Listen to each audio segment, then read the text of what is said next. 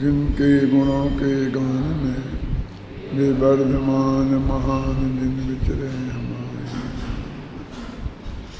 समय साज परमागम की कर्ता क्रम अधिकार में 105 और 106वीं गाथा की चर्चा कल की।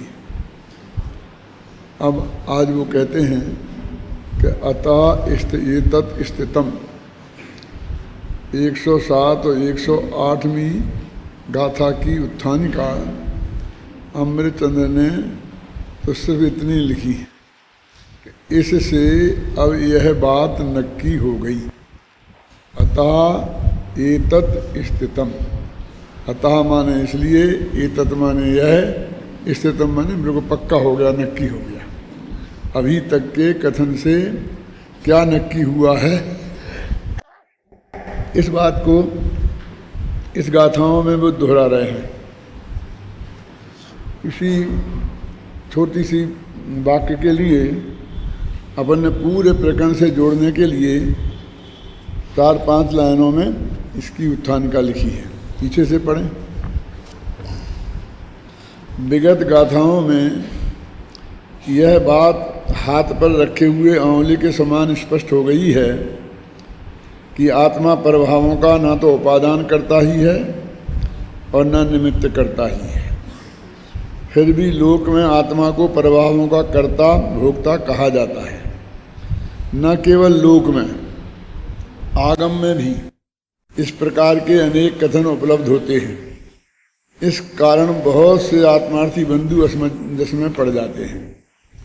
उन आत्मार्थी भाइयों के असमंजस को दूर करने के लिए आचार्य देव आगामी गाथाओं में कह रहे हैं कि यह सब कथन व्यवहार नय का है और वह व्यवहार भी प्रजा के दोषों का उत्तरदायी राजा को कहने के समान ही है। देखो, इस 7 लाइनों में अपन ने अतः एतम स्थितम इसका अर्थ लिखा। तो आप कहोगे जबरदस्ती, इतना ही पर्याप्त था ना, इससे ये निश्चित हो गया। इसमें क्या कमी थी? क्यों? इससे माने क्या? काय से नक्की हुआ? तो अकेली पिछली 2 गाथाओं से, ये पूरे प्रकरण से जो हमें कर्ता कर्म की बात करते आ रहे हैं, और बहुत ज़्यादा पीछे नहीं जाओ तो घटपटादिक द्रव्य का व्यवहार से कर्ता कहा या घटपटादिक द्रव्य का है ना, घटपट अर्थानि द्रव्याणी, वहाँ से बात शुरू हुई थी और वहाँ से लेके यहाँ तक की गाथाओं का ये उसका फल ये है। उसके बारे में कह रहे अब ये नक्की हुआ। कहने का मतलब ये है कि हमने अभी जो भी तर्क वितर्क दिए होंगे, यदि आप उनके उलझाव में नहीं भी उलझें तो आप ये समझ लें कि ये बात नक्की हो गई कि जितना भी परद्रव्य के संबंध में संबंध बताया गया है, एकत्व ममत्व कर्तृत्व और भोक्तृत्व का, वो सब व्यवहार नय का कथन है। और वो व्यवहार नय भी इतना स्थूल है कि जैसे वहाँ तो कहा था कि युद्धा लड़ें और नाम राजा का हो, ऐसा व्यवहार है। अब यहाँ बस वही है, थोड़ा बदला है, लेकिन नए तो वही लगेगा जो वहाँ लगेगा। कहते हैं कि प्रजा के गुण दोषों का उत्पादक राजा को कहना। क्या फर्क पड़ गया? क्योंकि इसमें भी परद्रव्य की बात है, जो भी बताया गया परद्रव्य के बारे में गया है, और वो भी सैनिक लड़ें और राजा लड़ता है ये कहने में, और जनता गलती करे और राजा की गलती वो कही जाती है। इन दोनों कथनों में फर्क क्या है? सोचो सर्वज्ञ।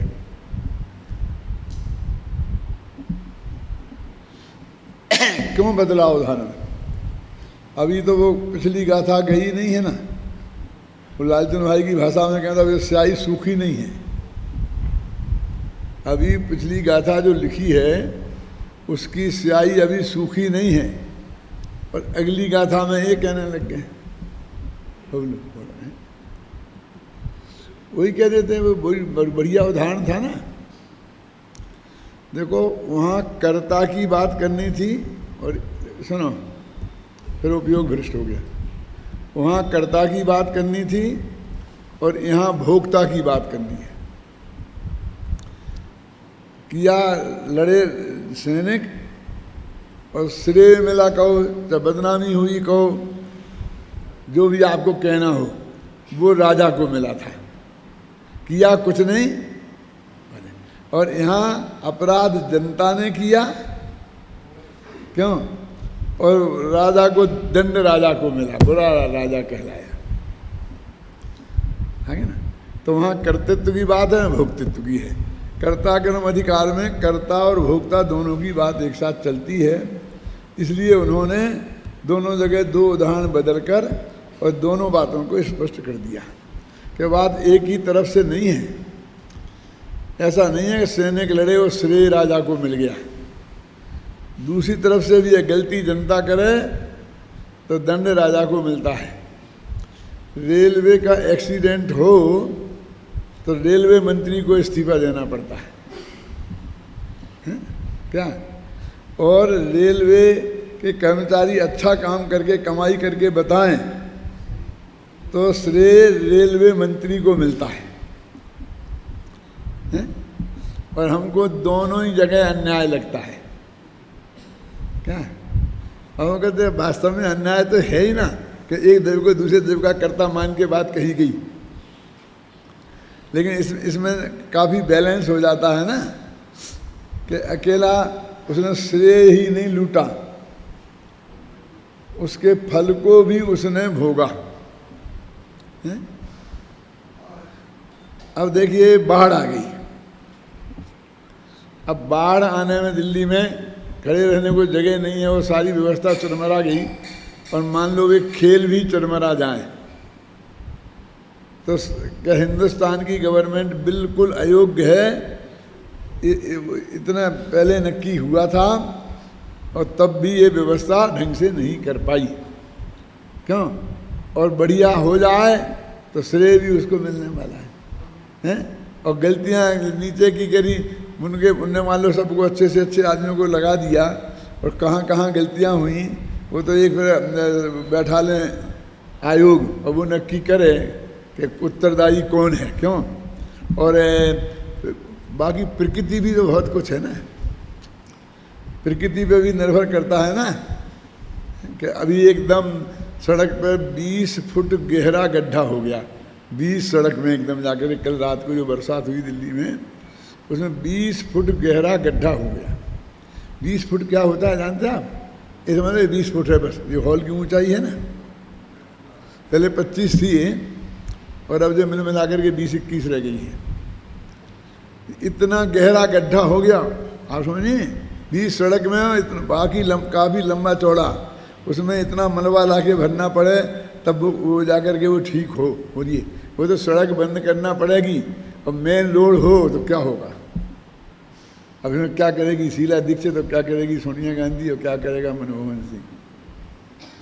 हम सारे देश वाले कितनी ही गालियां देते रहे, लेकिन अमेरिका में एक पत्रिका ने ये किया सर्वेक्षण, तो विश्व के सर्वश्रेष्ठ 10 व्यक्ति निकाले। ये 10 व्यक्तियों ने सबसे बढ़िया काम किया और कुछ करके दिखाया। उसमें पहला नंबर मनमोहन सिंह का है, पहला, दूसरा नहीं। और जो हम सब कठपुतली और फलाना जी और जेसीबी और ऐसी जी और नेहरू और इंदिरा गांधी के बाद अभी सबसे ज़्यादा समय वो प्रधानमंत्री रहा है सब, और कोई प्रधानमंत्री इंदिरा जी के बाद, नेहरू और इंदिरा के बाद कोई आदमी इतने वर्ष तक नहीं रहा, 7 वर्ष तक वो रहा, कोई नहीं रहा। क्या? हाँ, हम तो गालियाँ देते रहे, कुछ नहीं किया, कुछ नहीं किया, कि वो अनाज सड़ गया, अनाज सड़ गया। अब अनाज सड़ गया, अब सड़ गया अनाज, गोडाउन तब ये फू करते तो बनते नहीं हैं। जितना यहाँ अनाज पैदा होता था उतने गोडाउन बनवा लिए थे, अब बाद में उससे साला सवाया पैदा हो गया, अच्छा मौसम आ गया तो अब वो जादू से तो बनते नहीं हैं गोडाउन। अब वो तो रखना ही पड़ेगा, तिरपाल में बांध के वो खुले मैदान में ही रखना पड़ेगा चबूतरा बना करके। और वहाँ कितनी चौकीदारी करो, कितनी भी कुछ करो, अब मौसम की ऐसी प्रतिकूलता आ जाएगी हैं तो भीग ही जाएगा। आप क्या कर लोगे? आपके घर में नहीं भीगता है, आपकी घर की व्यवस्था तो आप बहुत बढ़िया करते हैं, क्यों? लेकिन बहुत चीज़ें आपके घर में भी भीग जाती हैं, सड़ जाती हैं, सब हो जाती हैं। घर के लेवल पर जितना होता है उतना होता है, देश के लेवल पर भी जितना होता है उतना होता है।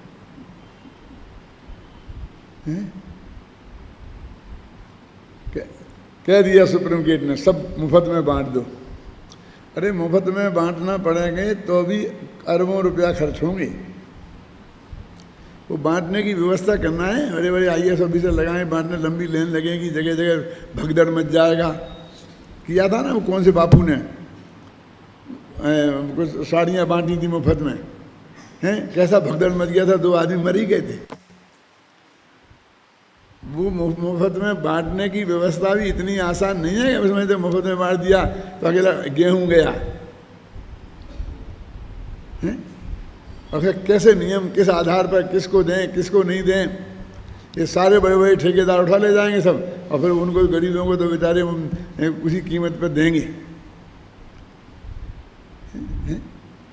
मेरे कहने का मतलब ये है कि वो प्रशासक नहीं है, वो कहते हैं कि हाँ बांट दो भैया, सुप्रीम कोर्ट ने कहा है, तो शरद पवार भी कहते हैं कि बांट दो, लेकिन वो IAS ऑफिसर कहते हैं साहब आपने तो कह दिया बांट दो। ये प्रैक्टिकल कैसे होगा? और फिर वो सड़ा गेहूं कोई क्यों लेगा? फिर कहेंगे ये सड़ा गेहूं बांटा और वो गेहूं डाला करके दिखाएंगे।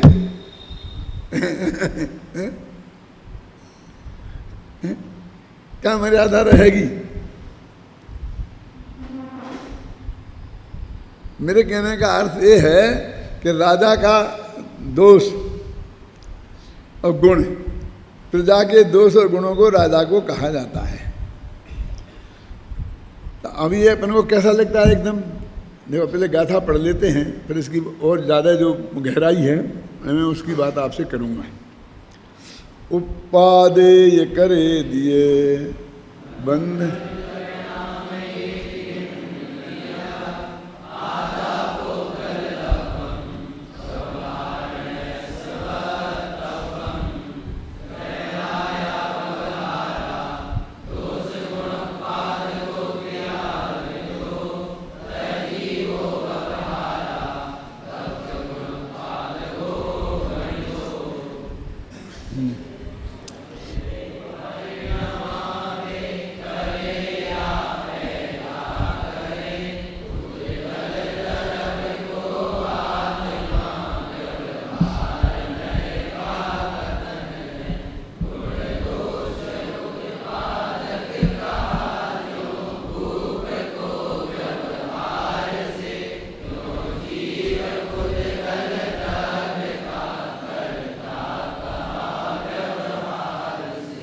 ये गाथाओं का अर्थ तो पद्यानुवाद से काफ़ी स्पष्ट है ना, कि उत्पन्न करना, करना और बांधना और परिणमन करना, 4 चीज़ें लीन। उपादे दी, करे दी, बंध दी और परिणाम ए दी। ये काय के बारे में है? पुद्गल कर्म के बारे में। पुद्गलम का को आत्मा ना तो करता है, ना उत्पन्न करता है, ना बांधता है और ना परिणमाता है। 4 चीज़ें ली उन्होंने। अब मान लो कि और पुद्गल कर्म नहीं होता और सब ये कहते हैं कि ये इस पुस्तक का, तो वहाँ ये बंधदी शब्द नहीं लगाते, तो बांधने की बात तो कर्म ही के साथ है ना। मेरा अर्थ है बाकी तो हो सकता है उत्पन्न किया, किया, परिणमाया, लेकिन बंधदी नहीं होता। तो हमको ये बराबर ध्यान देना होगा कि पुद्गल कर्म का आत्मा की 4 चीज़ें पुद्गल कर्म के बारे में कही जाती हैं। और हमने बराबर कोई प्रथमान योग के शास्त्रों में पढ़ करके ये बात नहीं कही है। जैसे कि कहते हैं ना, स्त्री मेरी पुत्र मेरा, आदिनाथ की 2 शादियाँ हुई थी, 2 पत्नियाँ थीं, इतने बेटे थे, ये तो प्रथमान योग का कथन है, क्यों? और ये शरीर और आत्मा एक है, ये तो चरणानी योग का में प्रयोग होता है। ये जीव हैं, इनकी हिंसा ना हो जाए। लेकिन ये तो प्योर करुणानियोग का कथन है, धर्म कांटा पे तोला जाए हुआ कहा जाता है। और उसमें इतना इतना नियम है कि एक एक भाव अंदर में ऐसा ऐसा हो गए तो उसके अनुसार ही उतना ही पुदगर कर्म बंधेगा, उसमें उतनी स्थिति पड़ेगी, इतना अनुभाग बंधेगा, बराबर है। और फिर वो कर्माएं बढ़ाएं कर्म रूप परिणमित होंगी, समझे। ये सब चीज़ें मेरे कहने का बहुत बहुत सूक्ष्मता से और बारीकी से हैं। टोडरमल जी ने परेशान होकर कहा, ऐसा भी हम कह सकते हैं कि उन्होंने कहा निमित्त नैमित्तिक संबंध घने हैं, इसलिए जो हम भेद विज्ञान की बात करते हैं वो लोगों के गले उतरती नहीं है, समझे ना। यहाँ हम ऐसी ऐसी उंगली दिखाते हैं और वहाँ वो गुस्से से आग बबूला हो जाता है। तो हम कहते हैं हमने उसे गुस्सा करा दिया, आप कहते हो क्या है, फिर हमने देख बंद कर दिया, नहीं वो गुस्सा कम हो गया, फिर हमने फिर बता दिया, फिर गुस्से भड़कता है। तो वो कहता है कि कैसे नहीं किया है ना, तुमने कैसे कुछ नहीं किया, कि उंगली हिलाई है ना, कि उंगली हमने अपनी हिलाई ना, नहीं ऐसा नहीं चलेगा, ऐसा नहीं चलेगा। माने इतना उसके करुणानियोग का जो कथन है वो इतना एक्यूरेट है कि ऐसे जो तुम्हें गुस्सा आया है ना, तो निश्चित रूप से जितने अनुपात में गुस्सा आया है उतने ही अनुपात में पौद्गलिक क्रोध नामक कर्म का उदय है।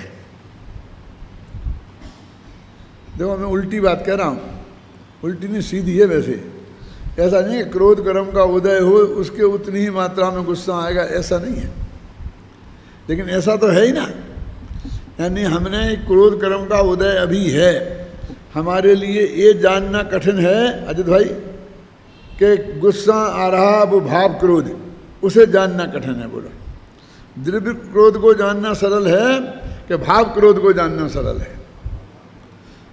और सूक्ष्म तो द्रव्य भाव क्रोध है द्रव्य क्रोध से, क्योंकि आत्मा अमूर्तिक है और पुद्गल तो मूर्तिक है। आप समझ में आया नहीं है।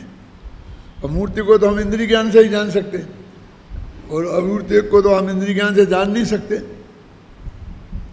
सिर्फ अनुभूति से जाना जाता है ना। इंद्रियां काम नहीं करती हैं। तो लेकिन क्योंकि हम आत्मा हैं तो जो अनुभूति बोलते हो कि अनादिकाल से नहीं हुई फिर, लेकिन राग की अनुभूति तो अनादिकाल से हो रही ना, दुख की अनुभूति तो अनादिकाल से हो रही ना। अनुभूति की थोड़ी समस्या है, समस्या तो आत्मानुभूति की है। जैसे मैं कहता हूँ ध्यान की थोड़ी समस्या है, समस्या तो आत्म ध्यान की है। ध्यान से खाली तो एक समय जीव नहीं है और अनुभूति से खाली भी एक समय जीव नहीं है। सवाल आत्मा की अनुभूति, आत्मा में अपनेपन की अनुभूति। अब पर में अपनेपन की अनुभूति तो अनादि से हो रही है, अनुभूति से तो खाली आत्मा है ही नहीं है? तो वो अपनी पर्याय होने से अपनी अनुभूति में पकड़ में आ जाती है कि हमें गुस्सा आ रहा है। अब द्रव्य कर्म का उदय होगा, ये करुणानियोग के शास्त्रों के आधार पर हम निर्णय करेंगे। क्या करेंगे? अनुमान करेंगे। और अनुमान हमारा कैसा होगा? आगमाश्रित। ये आगमाश्रित कहने से बहुत कमजोर हो जाता है। कैसे हो जाता है कमजोर? क्योंकि परमत वाले तो मानेंगे ही नहीं। ये तो हमारे जिसको आगम में अटूट श्रद्धा है, ऐसे जैनियों ही पर ये हथियार चलेगा कि आगम में ऐसा लिखा है। क्या इसे बोलते हैं? आगमाश्रित अनुमान। तो ये जो आगमाश्रित अनुमान हैं ये विपक्षियों के सामने नहीं चलते, अन्य मतियों के सामने नहीं चलते, ये अपने मत वालों के ही सामने चल सकते हैं। ख्याल नहीं ना। अब आप जानते हैं कि वो अनुमान व्याप्ति ज्ञान पर आधारित है। व्याप्ति ज्ञान माने कहा कि वो नियम कि जहाँ ऐसा होता है वहाँ ऐसा होता ही है। है ना। अन्वय और व्यतिरेक दोनों घटित हो जाओ से व्याप्ति ज्ञान बोलते हैं ना। तो ये व्याप्ति ज्ञान हमें कहाँ से मिला? आगम से। और इसके आधार पर फिर हमने अनुमान किया, तो हमारा अनुमान हो गया आगमाश्रित। अब आगम की वो बात गलत सिद्ध हो जाए तो हमारा अनुमान बेकार है। तो सारा करुणानि योग हमारा अनुभव का विषय नहीं है, वो सर्वज्ञ की वाणी से आया है और उसे हमने माना है। ख्याल में आए ना, वो आगमाश्रित है, इसलिए वो सूक्ष्म है। उसमें अपनी अकल ज़्यादा नहीं काम करती है, उसमें तो आपकी स्मृति ज़्यादा काम करे। बस आप रट लो, आपको याद रहे जितना, वो बात है। वो लिखा है जिस गुणस्थान में जितनी प्रकृतियों की बंद विच्युति होगी उतनी की होगी। अब मैं ज़्यादा बुद्धिमान हूँ तो अकल लगा कर ये 2 कम कर दूँ, 2 ज़्यादा कर दूँ, ऐसा नहीं चलने वाला है। आप समझ रहे हैं ना। तो वो कहते हैं कि अपुद्गल द्रव्य के बारे में आत्मा ने उसे उत्पन्न किया, आत्मा ने उसे प्रणवाया, आत्मा ने उसे बांधा, आत्मा ने उसको किया और उत्पन्न किया, ये 2 भेद किए। जैसे गेहूं 1 दाना बोया और 100 दाना पैदा किए, इसको तो बोलते हैं उत्पन्न करना। और किया माने वो गेहूं को पीस कर आटा बनाया और फिर रोटी बना ली, इसे बोलते हैं करना। फिर नया क्या उत्पन्न किया? देखो इकोनॉमिक्स का एक सिद्धांत है क्या, कि एक आदमी है उत्पन्न करने वाला और एक है करने वाला। तो ज़्यादा महत्व किसको होना चाहिए? उत्पन्न करने वाले को। कि 1 दाने के 100 दाने पैदा बना दिए तो वो तो नया उत्पादन हुआ ना।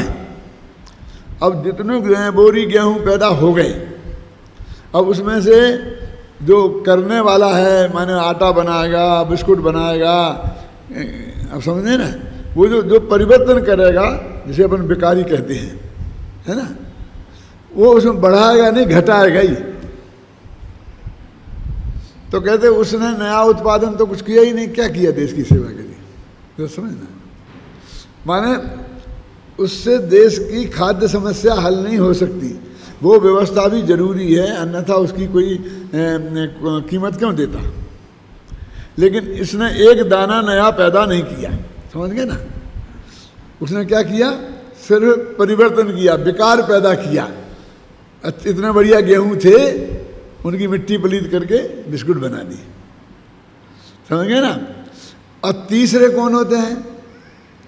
कि जिनने वो बनी फैक्ट्री में जो बनी बिस्कुट हैं, वहाँ से लेकर और उन बिस्कुट तो अच्छी नहीं लगती, डबल रोटी वो गरीबों तक पहुँचाई। क्या किया? वहाँ से लेकर और गरीबों तक पहुँचाई। तो उनने क्या किया? उनने ना उत्पादन किया ना किया, बोलते प्राप्त करता है। उनने तो प्राप्त किया और दूसरे को दिया। इसे व्यापार आप बोलते हैं। पहला वो कहलाता है किसान, दूसरा कहलाता है उद्योगपति और तीसरा कहलाता है व्यापारी। समझ में आ गया ना। पैदा करने वाला किसान, उसके डबल रोटी बनाने वाला उद्योगपति और उसे यथास्थान पहुंचाने वाला व्यापारी है। 3 हो गए हमें। अब ये कहते हैं कि दूसरे ने और तीसरे ने, उद्योगपति ने कुछ नया पैदा नहीं किया, लेकिन कम से कम उस अनाज को खाने लायक बनाया, इतना तो किया। व्यापारी ने क्या किया? उसने तो उनको टच भी नहीं किया, फिर बंद पैकेट आया और बंद पैकेट यहाँ सप्लाई कर दी। उसे व्यापारी कहते हैं। आप समझ करना। अब 3 कर्ता हो गए ना। तो इकोनॉमिक्स कहता है कि असली महत्व मिलना चाहिए जो पैदा करता है उसे। अब पैदा करने वाला 1 किलो गेहूं पैदा करता है तो उसमें उसके 10 रुपये खर्च हो जाते हैं। खाद लगता है, खेत लगता है, पानी, और वो खतरे बहुत हैं। बरसात नहीं हुई, बाढ़ आ गई, रिस्क बहुत है क्या। और 10 रुपये पैदा हुआ और 11 के बाजार में बेचने में पसीना छूटता है। कम पैदा हो तो मुनाफा कम होना ही है, और ज़्यादा हो जाए तो 9 रुपये किलो भी नहीं खरीदेगा कोई। क्या रमेश समझ में आया कि नहीं आया? वो कहते उत्पादक को सबसे कम मिलता है, और इन्हें बिचौलिया बोलते हैं आजकल। कौन? वो जो उद्योगपति है, जो बनाने वाले और यहाँ वहाँ पहुँचाने वाले। कहते उनने कुछ उत्पादन नहीं किया और बहुत बड़ा हिस्सा वो खा जाते हैं। 10 रुपये किलो किसान को पड़ा और 11 रुपये उसे बेचना है, 10% कमाते हैं। और ये 11 रुपये किलो खरीद कर 200 रुपया किलो में बेचते हैं। आप समझ में आई ना? अनुत्पादक श्रम और उत्पादक श्रम। तो जब तक ये अनुत्पादक श्रम इतना बीच में बिचौलिए इतने ज़्यादा रहेंगे, तब तक, ख्याल में आई ना मेरी कहने का मतलब ये है, तब तक वो हमारी समस्या हल नहीं होगी। जिन बिचौलियों को जितना हम कम करेंगे और उनका मुनाफा जितना कम होगा, तो एक उपभोक्ता और एक उत्पादक, इन दोनों के बीच में जो खाने वाले हैं, वो एक सिद्धांत है, वो जितने बड़ा गैप होगा उतना ही बर्बादी होगी। क्योंकि किसान को 10 रुपया खर्च लगता है, और यदि उसको 9 रुपया मिलेंगे तो वो गेहूँ क्यों बोएगा? वो कपास बोएगा जिसमें 10 रुपये लगते हैं और 20 पैदा होते हैं। वो और ऐसी चीज़ें, अफीम बोएगा जिसमें 100 रुपया लगते हैं और 10 लाख पैदा होते हैं। अब वो क्यों बोएगा? तो ऐसी इकोनॉमिक्स जब इस कमजोरी से ग्रस्त हो जाती है, तो देश में अनाज कम पैदा होने लगता है, फिर अमेरिका से बुलाना पड़ता है। ये कहते हैं क्या हमें क्या नुकसान है, यहाँ 10 रुपये किलो किसान को दो, 8 रुपये किलो से अमेरिका में आ रहा है। लेकिन तुम्हारा वो पैदा ही करना बंद कर देगा, तुम पराधीन हो जाओगे। समझ गए ना? इसलिए हर गवर्नमेंट, हर विश्व की गवर्नमेंटें किसान को सब्सिडी देते हैं, खाद में, पानी में, बिजली में। क्या उनका कम लगेगा, समझ में आए ना, खर्चा, तो वो सस्ता बेच सकेंगे। और फिर भी कहते हैं कि इतने रुपये किलो तो हम तेरा खरीद ही लेंगे, ये गारंटी देते हैं, क्योंकि बाजार में चक्कर नहीं काटना पड़े। न्यूनतम मूल्य, व्यापारी के लिए कोई न्यूनतम मूल्य नहीं है, ना अधिकतम मूल्य है, करना पड़ती है ना सुरक्षा। अब वो कहते हैं, वो वित्त मंत्री का महत्व क्यों है कि यदि वो उसे अधिकतम मूल्य दिला दे, 10 रुपये लगें और 15 रुपये में बाजार में बिक जाए, 15 रुपये में गवर्नमेंट खरीद ले, सुनना, तो सारे खेतियां बंद होकर गेहूं बोए जाएंगे, और इतना गेहूं हो जाएगा कि तुम अमेरिका को भेज सकते हो, तुम दुनिया का पेट भर सकते हो। समझ गया? क्या है उस सिद्धांत इकोनॉमिक्स का। अब इतना ज़्यादा गेहूं पैदा हो जाएगा तो उसको बाजार में हम तो खरीद लेंगे, और बाजार में भी पहुंच जाएगा बाकी, और बाजार में उससे रहेगा और हमारा पड़ा पड़ा सड़ेगा। और क्या करेगा शरद पवार? क्यों ऐसा लगता है तुम कृषि मंत्री भी हो, खाद्य मंत्री भी हो? क्या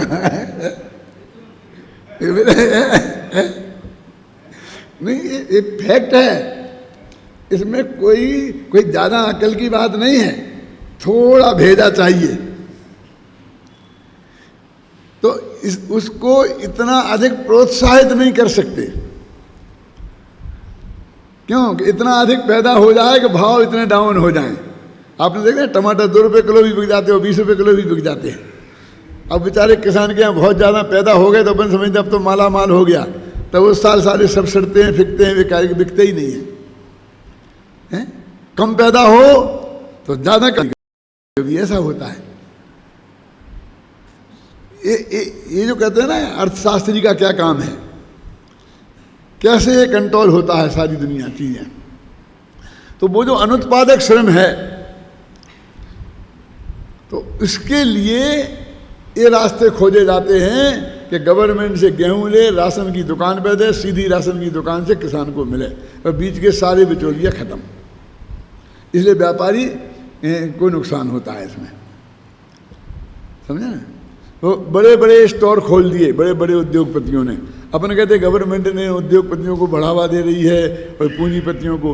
अरे भाई उसमें वो सीधा खेत से खरीदता है और वहाँ से सीधा उपभोक्ता ले जाता है, तो वो दूने करे तो भी सस्ते भाव बेचता है। क्यों, वो 10 आदमियों में बढ़ता था ना, उसके ट्रक भी अपने, ड्राइवर भी अपने, माल ढोने वाले भी अपने, यहाँ पर ढोने वाला, लाने वाला, खरीदने वाला। वहाँ तक आते आते 10 हाथों में जाते जाते वो सड़ जाता है, गल जाता है माल। इसने व्यवस्था बढ़िया की तो फटाफट ट्रकों से भर भर के माल वहाँ से आ गया मंडी में, और एकदम लोग जानते ताज़ा मिलेगा, फटाफट पहुँचते 2 घंटे में साफ हो जाता है जितना माल आता है, समझ गए ना। ताज़ी सब्जी सबको मिल जाती है। तो आप कहते क्यों ऐसा किया, इन उद्योगपतियों को बढ़ावा दे रहे, गरीबों की रोटी छीन रहे, समझ लें। अरे वो यदि बिचौलियों को कम करना है तो एक बिचौलियों को ज़्यादा देना पड़ेगा, क्या क्योंकि वो इतना बड़ा पूंजी लगाएगा, इतनी बड़ी जगह लगाएगा, एयर कंडीशन, इतना बड़ा मकान बनाएगा, वो तो साधारण आदमी होगा क्या है। और यदि वो 2 पैसे नहीं कमाएगा उसमें से तो कैसे चलाएगा ये। अपन समझते हैं इन देशों में समृद्धि कैसे आ गई, ऐसे आ गई। अब इतनी लंबी रामायण सुनाने का मतलब क्या, यहाँ तो बात ये चल रही है कि व्यवहार ने कहता उत्पन्न करना, ये करना, इन 4 चीज़ें करी ना, उत्पादेदि, करेदि, बंदेदि और परिणामेदि। तो अब वो कहते हैं कि पुद्गल द्रव्य का आत्मा ने किया, ये ऐसा ही व्यवहार है। कैसा कैसा, जैसे प्रजा ने किया अच्छे बुरे काम तो राजा को उसका श्रेय अथवा बदनामी दी जाती है। अब मैं जरा इसको बोलता हूँ, जितनी लंबी रामायण क्यों सुनाई। क्यों जी, राजा का कुछ भी दोष नहीं है। यदि गांव में चोरियां हो रही हैं, हत्याएं हो रही हैं, तो राजा की जिम्मेवारी कुछ नहीं है। क्यों, मोहल्ले गंदे हैं, शहर में गंदगी फैल रही है, सड़ रही है, तो राजा इसका जिम्मेवार नहीं है। एक नेमचंद भाई थे, पहले आप लोगों ने शायद किसी ने नहीं देखे होंगे, एक आध आदमी होगा, रखियाल वाले कहलाते थे, लठ छापा भाषा में प्रवचन करते थे। ये सब बिना शास्त्री वाले विद्वान थे, गुरुदेव से शक्ति करके। ये कैलाश चंद जी बुलंदसर वाले, नेमीचंद जी लठ भाषा में, कड़क भाषा में बोलते थे। बहुत मुमुक्षु उन लोगों से तैयार भी हुए और झगड़े भी बहुत उनने कराए उन झगड़े वाली भाषाओं से। एक शकरचंद जी और एक कैलाश चंद जी, इन 2 उत्तर प्रदेश के थे, पश्चिमी उत्तर प्रदेश के। इन दोनों की वजह से पूरा उत्तर प्रदेश वर्षों तक तत्व ज्ञान से शून्य रहा, क्योंकि जो लठसा भाषा में बोलते थे सारी समाज उसके विरुद्ध हो जाती थी। जब अपन ने ये सब ट्रेनिंग दी, लोगों को समझाया, शुद्ध भाषा सिखाई, ये किया, ऐसा किया, ऐसा किया, तब यहाँ प्रवेश हुआ है। इसलिए मैं 10 साल तक गुरुदेव की आज्ञा से पूरा दिल्ली से देहरादून तक ही मैंने अपना ध्यान केंद्रित किया। हर पर्यूषण उधर का किया, हर फंक्शन में साल में 10-10 दफे वहाँ किया, पंचकल्याणक वहाँ किए। कहाँ से, दिल्ली से देहरादून तक, पश्चिमी यूपी में हैं। और तब फिर धीरे धीरे इमेज बदली कि भाई ये ऐसी बात नहीं है। तो क्या बात चल रही, राजा का नहीं है। वो नेमीचंद भाई क्या कहते थे कि हम किसी के घर जाएं तो दरवाज़ा देखकर ये अंदाज़ा लगा लेते हैं कि ये घर की मालकिन कैसी होगी। और फिर उसका उदाहरण देते थे आगे कि नाक छिनकी हुई लग रही है दरवाजे पर, या कूड़ा करकट पड़ा है, गंदगी पड़ी है, ये पड़ा है, वो पड़ा है। तो ऐसे मालूम पड़ जाता था कि इसकी घर की जो औरत कितनी सुघड़ है। और यदि एकदम नीट एंड क्लीन, सफा सब अप टू डेट हर जगह मामला है, तो इससे पता चल जाता था कि उसकी कैसी क्षमता, योग्यता है। ये उदाहरण भी बहुत देते थे। तो उसका कुछ योगदान नहीं है, मैं वो हवाई कल्पना है मेरे कहने का मतलब। कि यदि प्रजा में दोष देखा तो ये उनका दोष नहीं है, और गुण देखा तो गुण नहीं है। एक पूरी कल्पना लोग की उड़ाने हैं क्या ये? अपन कहते थे भैया अभी क्या है, अंग्रेजों का राज्य था तो हाथ में सोना लेकर चले जाओ, और कहीं कोई डर नहीं था। ऐसे कई बुजुर्ग लोग आज कहते हुए मिलते हैं कि नहीं कहते हैं? तो ये उन अंग्रेज़ों का एडमिनिस्ट्रेशन बहुत बढ़िया था। क्यों? एक दफ़े कोई चोर पकड़ा गया तो उसे ऐसी कठोर सज़ा देते थे कि दूसरा आदमी सोच भी नहीं सकता था। क्यों? तो आज भी उसके लोग 60-63 साल हो गए आज़ाद हुए, और उसके गीत गाने वाले लोग मौजूद हैं कि नहीं हैं? और आज हमारा एडमिनिस्ट्रेशन कमज़ोर हो गया। ये इतनी दुर्घटनाएं हो रही हैं, इतने मतलब भ्रष्टाचार पर कंट्रोल नहीं हो रहा है। चाइना में क्यों नहीं होता?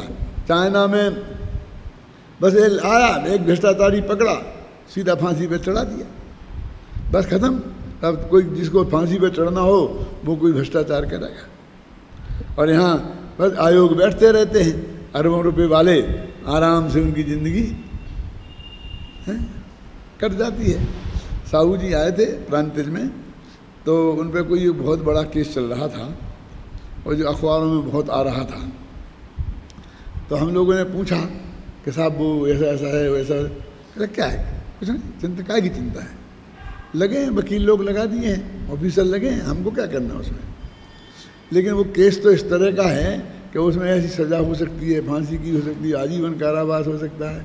हाँ हो सकता है।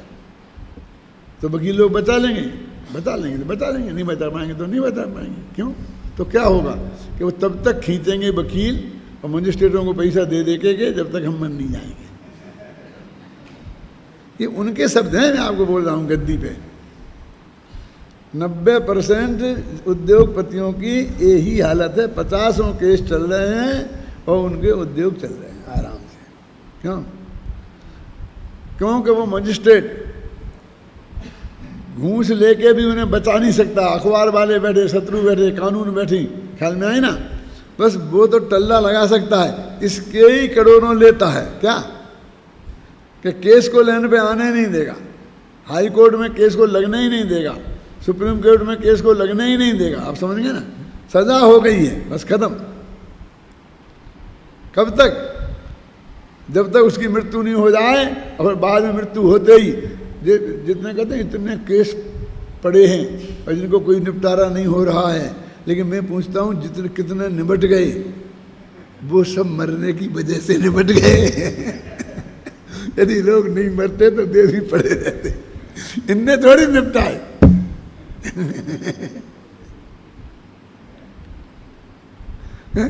मेरे कहने का मतलब यह है कि वो भी कोई कल्पना नहीं है, वो व्यवहार में भी बहुत मजबूत है। ये जयपुर को नीट एंड क्लीन देखकर, जयपुर की बढ़िया से बढ़िया व्यवस्था देखकर, क्यों कोई ये नहीं कहेगा कि यहाँ का वो आईएएस ऑफिसर वो ये बन होगा, वो कलेक्टर ये बन होगा, वो मुख्यमंत्री ये बन होगा। मेरे कहने का मतलब, एक अस्पताल में आप प्रवेश करते हो और उसकी व्यवस्था देख के आपकी समझ में नहीं आता है। तो प्रजा के गुण दोष देखकर और राजा को दोष जो दिया जाता है वो कोई गलत बात है, लेकिन वो परम सत्य नहीं है। वो अब जो एक इस तरफ के उदाहरण और एक उधर का उदाहरण। कब बस रेल की दुर्घटना हो गई, बरसात हो गई, 20 फुट का गड्ढा हो गया। अब कैसा क्या शीला दीक्षित का सारा माथा है, ये तो बिल्कुल अन्याय है ना। लेकिन मालूम क्या करेंगे? ये नहीं कहेंगे, ये कहेंगे कि उन भ्रष्टाचारियों ने ऐसी सड़क बनाई तो इनके राज्य में वो भ्रष्टाचार हुआ। फिर ये कहेंगे उसके बाद ने मैनेजमेंट नहीं किया, जो लोग मरे उनकी व्यवस्था नहीं करी, उनको मुआवजा नहीं दिया, उनको सहयोग नहीं दिया, फिर दूसरा अल्टरनेट रूट नहीं बनाया निकलने के लिए, इसकी व्यवस्था में बहुत देरी करी, वहाँ चाय पीते रहे आराम से, और यहाँ पर गड्ढा खुदा रहा। अब चाय बंद करने से गड्ढा पुर जाएगा क्या? एक गृह मंत्री का पद सिर्फ इसलिए चला गया कि उसने कहा कि मैं कपड़ा पहन के आता हूँ। बस खत्म। कि अब नंगे थे क्या, उन कपड़ों में नहीं जा सकते था, कपड़ा बदलने की क्या जरूरत है? पीछे पड़ गए। बेचारे ने इतना कह दिया कि नीट एंड क्लीन रहना, अच्छे कपड़े पहनना, ये भी कोई पाप है? बस फिर दूसरा बड़ा अपराध हो गया। मेरे कहने का अर्थ है कि प्रजा के दोष और गुणों का उत्पादक राजा को कहा जाता है, वो भी हवाई कल्पना नहीं है, उसका भी बहुत ठोस आधार है, लेकिन परम सत्य नहीं है। क्या उसमें और भी बहुत फैक्टर काम करते हैं, हम समझ गए ना हमें? तो ये जो कथन है कर्मों का कहना, ये भी बिल्कुल वैसा नहीं है। बाकायदे हमारे राग जैसा होता है उसके अनुसार कर्मबंध होते हैं, वो हवाई कल्पना नहीं है। मेरे कहने का मतलब, हमें मनुष्य आयु बांधे बिना माँ के पेट में नहीं आ पाए हैं, और स्टाफ के राग किए बिना ये सारा हमारी जो है ना, ये हम शांति से यहाँ बैठ करके तब तो हम बोल रहे हैं और आप सुन रहे हो, तो इसमें भी उस कर्म के उदय का बहुत योगदान है। किसके कर्म का उदय का? हॉल के। अरे एक एक व्यक्ति के, क्या आप बैठे हो तो आपके, हम बैठे हैं तो हमारे, जितने लोग इसके लाभ ले रहे हैं उनके एक एक का पुण्य कर्म का उदय के बिना वो लाभ ले सकते थे? हाँ बोलो हुकुमचंद जी, आपके पुण्य के लाभ के बिना आपको ये मिल सकता था, ये लाभ लेने के लिए? ये तो एक कल्पना लोग की उड़ान है, नहीं है ना? अब फिर हम कहेंगे गोदका जी की प्रताप से भी बना गए रख गए तो इतना बढ़िया ही हो गया, तो हम सुन रहे आज, नहीं तो कहाँ बैठते। गुरुदेव की प्रताप से ही तत्व ज्ञान हमको मिल रहा है। अब बस हम सारी कितने फैक्टर हैं, हर एक के पुण्य का उदय, पाप का उदय, वर्तमान योग्यता, वर्तमान रुचि, हर एक की कितने कितने कारण हैं। लेकिन जब भी चर्चा आती है तो गुरुदेव आज 30 साल से गए हैं, लेकिन उनका पुण्य प्रताप अभी ख़त्म नहीं हुआ। तो क्यों जी? उनका पुण्य प्रताप जहाँ भी होंगे वहाँ चल रहा होगा कि यहाँ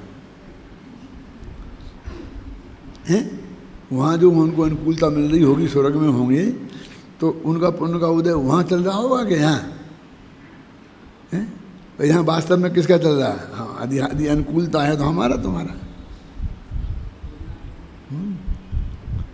गोदका जी ने ये हॉल बना दिया था, मैं इसमें प्रवचन करता था और वो आते थे, 8-8 महीना रहते थे अमेरिका, तो 1-2 महीने को आते थे, प्रवचन करते थे। तो मैं कहता था कि ये तो हमारे पुण्य के उदय से बना है, तुमने बनाया है, इसमें तो क्या दम है? तुमने तो वो भाव किया था जिससे वो पैसा इकट्ठा हुआ था। अब क्या था, पुण्य पाप में झगड़े में नहीं पड़ना चाहता हूँ, क्या तुम्हें तो जिम्मेवारी उसकी मिलेगी, इसका लाभ तो पूरा हम ले रहे हैं ना, क्यों? एक उदाहरण और देता था, बहुत मार्मिक, सुनो कि यदि आज से 50 वर्ष पहले मेरे माँ बाप किसी ज्योतिषी से, विद्वान से, मुनिराज से, अवधिज्ञानी से पूछते कि ये हमारा बेटा जिंदगी भर कहाँ रहेगा, और वो आकर के यहाँ ला कर के बताते कि यहाँ रहेगा, क्यों? तो जब ये उस वक्त 50, आज से 100 वर्ष पूरे कर लो, क्यों? तो 100 वर्ष पहले यहाँ क्या था मालूम? चंबल के जैसे गड्ढे, यहाँ 40 फुट गहरा गड्ढा था, इसलिए समझे ना, 40 फुट गहरा गड्ढा था, इसकी इतनी भराई हुई है। और फिर ऊंचा, फिर पहाड़ी, फिर गड्ढा, फिर पहाड़ी, फिर गड्ढा, तो क्या पता ये मर के शेर होगा कि इसी भम में डाकू होगा, इस चंबल के बीहड़ों में कौन रहता है? ये क्या सोचते बोलिए? लेकिन ये उन्हें पता नहीं था कि जब तक वो यहाँ के आने के काबिल होगा तब यहाँ पर अलकापुरी की रचना हो जाएगी, क्यों? समझे ना? और हम तो यहाँ पर जैसे आकाश मार्ग से उतर के आते हैं ना, तीर्थंकर का जन्म होता है ना, तो वो सारी व्यवस्था पहले अप टू डेट होती है, नीचे एकदम बढ़िया, क्यों? ऐसे उतर के आ गए, ये बन बना के तैयार हो गया, हम आ गए ठाठ से रह रहे हम, उसका उपयोग हम कर रहे, पूरा भोग रहे हम, और जो अभी भी 7 समुंदर पार क्यों पड़े रहे, चक्कर काट रहे हैं, कुछ आत्मा फात्मा की बात मिल नहीं रही। बोलो किसके पुण्य के उदय से? लेकिन कहा तो यही जाएगा, उनका पुण्य प्रताप है। अब एक कहने को नहीं रोक सकते तुम, यदि इसके विरुद्ध में उनने क्या किया, कुछ नहीं, हमारा है, गए काम से। लोक का स्वरूप ऐसा है। तो वो जो महिमा गाई जाती है वो भी कोई कल्पना लोक की उड़ान नहीं है, उसका भी ठोस आधार है। देखो टीका पढ़ते हैं अपन। वस्तुतः है आत्मा व्याप्य व्यापक भाव के अभाव के कारण प्राप्य विकार और निर्वृत्त। देखो यहाँ भी वही ले लिए उनने टीका में, जिनकी अपन ने चर्चा की ना भी। ऐसे पुद्गल द्रव्यात्मक कर्म को ग्रहण नहीं करता, परिणमित नहीं करता, उत्पन्न नहीं करता, और न उसे करता है न बांधता है। फिर भी अर्थात व्याप्य व्यापक भाव का अभाव होने पर भी प्राप्य विकारों निर्वृत्त रूप पुद्गल द्रव्यात्मक कर्म को आत्मा ग्रहण करता है, परिणमित करता है, उत्पन्न करता है और बांधता है। इस प्रकार का जो विकल्प है वह वस्तुता उपचार ही है। व्याप्य व्यापक भाव नहीं है, इसलिए करता तो है ही नहीं। और ये जो कहा जाता है तो बिल्कुल वो उपचरित कथन है, और वो उपचरित कथन इतना व्यापक है कि वो निश्चय का कथन तो कोई साथ सभा में कहीं होता होगा, और ये गली गली में होता है, समझिए ना। यदि कोई कहे कि किस प्रकार, तो कहते हैं कि जिस प्रकार प्रजा के गुण दोषों और प्रजा में व्याप्य व्यापक भाव का अभाव होने से, व्याप्य व्यापक भाव होने से प्रजा ही अपने गुण दोषों की उत्पादक है। क्योंकि प्रजा और उसके गुण दोष, उसका उसमें, प्रजा तो एक समूह का नाम है, एक एक व्यक्ति का एक एक व्यक्ति के साथ लेना अभी कॉमन बात है। यह स्वभाव से ही सिद्ध होने पर भी प्रजा के गुण दोषों और राजा में व्याप्य व्यापक भाव का अभाव होने पर भी उपचार से कहा जाता है कि प्रजा के गुण दोषों का उत्पादक राजा है। उसी प्रकार पुद्गल द्रव्य के गुण दोषों और पुद्गल द्रव्य में व्याप्य व्यापक भाव का भाव होने से पुद्गल द्रव्य ही अपने गुण दोषों का उत्पादक है। यह स्वभाव से ही सिद्ध होने पर भी पुद्गल के गुण दोषों और आत्मा में व्याप्य व्यापक भाव का अभाव होने पर भी उपचार से कहा जाता है कि पुद्गल के गुण दोषों का उत्पादक जीव है। इन गाथाओं में अंतिम रूप से यह स्पष्ट कर दिया गया है कि आत्मा ज्ञानावरणादि द्रव्य कर्मों का कर्ता नहीं है, क्योंकि यह आत्मा ना तो उन्हें उत्पन्न करता है, न करता है, न परिणमित करता है, न ग्रहण करता है और न बांधता ही है। देखो करुणा नियोग का पूरा राजमहल इस पे ही खड़ा है, जो जैसा सो करे सो भरे, और तुम जो करोगे उसका फल है। कर्म बंधे बिना रहेगा नहीं, कर्म कभी छोड़ता नहीं किसी को, तुम ये समझ लो, समझे ना। और एक एक बात को इस भाव से करोगे तो ये करेगा, इस भाव से करोगे तो ये करेगा, इस भाव से करोगे तो ये करेगा। इतनी इतनी बारीकी जो निमित्त नैमित्तिक संबंध को बताएगा, वो उपादान उपादेय संबंध की बात ही नहीं करता।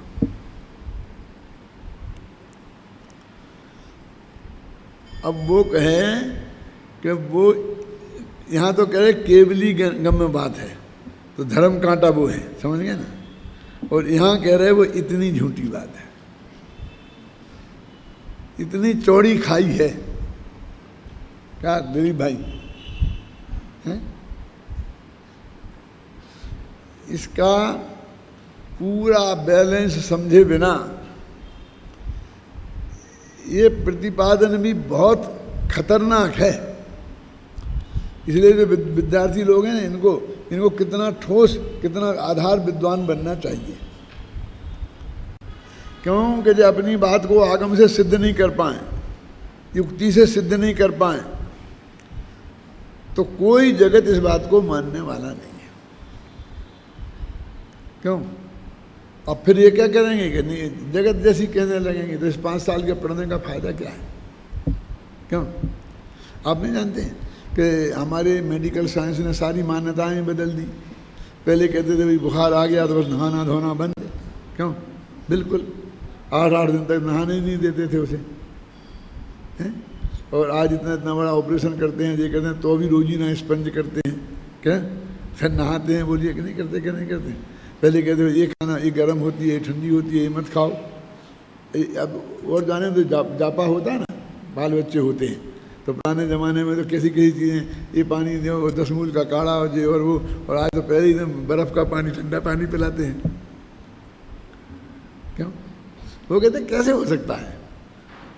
वो इन्फेक्शन ही का डर लगता था ना पुराने ज़माने में। हम एंटीबायोटिक्स दे रहे हैं और ये पानी बिल्कुल शुद्ध है, बिस्लरी का है, ठंडा हो, ठंडे से थोड़ी कोई इन्फेक्शन होता है।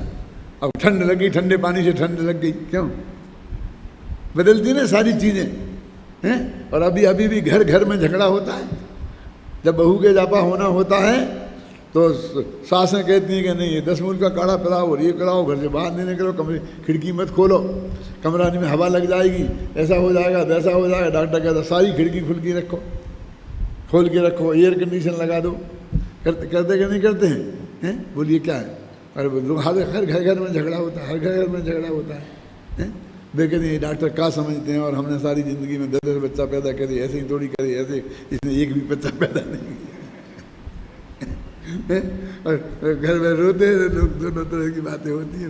अब ऐसी बात है कि यहाँ कह रहे हैं कि बिल्कुल एक करता है, एक करता है, एक करता है, करता की भाषा, और यहाँ कहते बिल्कुल जीरो ही नहीं है, करता है ही नहीं। तो कितनी जगत के विरुद्ध कितनी तुम्हें कहना है, तो उसको कितनी बड़ी जिम्मेवारी है। और उसकी जिम्मेवारी ये नहीं कि तुम्हारा प्रवचन बंद हो जाएगा, कि तुम्हारी पिटाई हो जाएगी। उसका आफ्टर इफेक्ट ये है कि जो तुम्हारे 500 साथी हैं ना, वो भी प्रभावित होंगे, वो तत्व ज्ञान की धारा भी प्रभावित होगी। क्या है? आपके कोई गलत एक्शन को देखकर जब उस पर तर्क युक्तियाँ नहीं होंगी उसके सामने, तो वो उस पर आक्रमण करेगा। क्या? वो उस पर आक्रमण करेगा।